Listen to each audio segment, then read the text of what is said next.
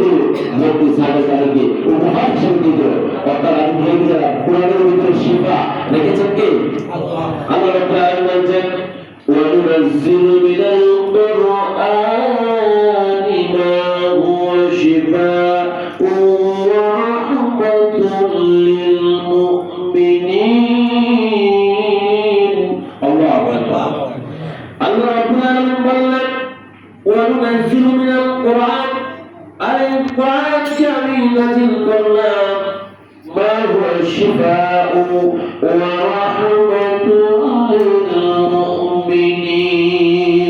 এটা মুমিনের জন্য রোগ মুক্তির অ্যান্টিবায়োটিক এবং রহমত ছাড়া অন্য কোনো কিছু নয়। সুবহানাল্লাহ।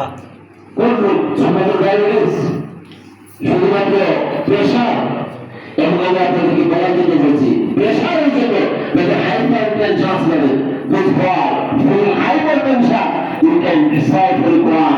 It is the super power medicine of the hypertension. Subhanallah.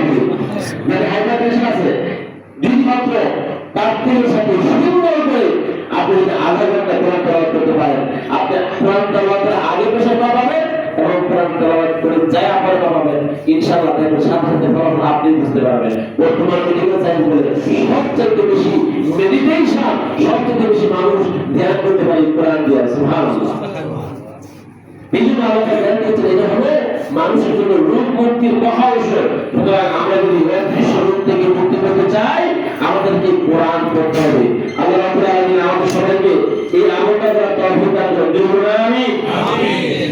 সম্মানিত উপস্থিতি, এই জন্য কোরআন পড়লে আমাদের সবচেয়ে আরেকটা গুরুত্বপূর্ণ যেই ফজিলত আমরা লাভ করতে পারি সেটা হলো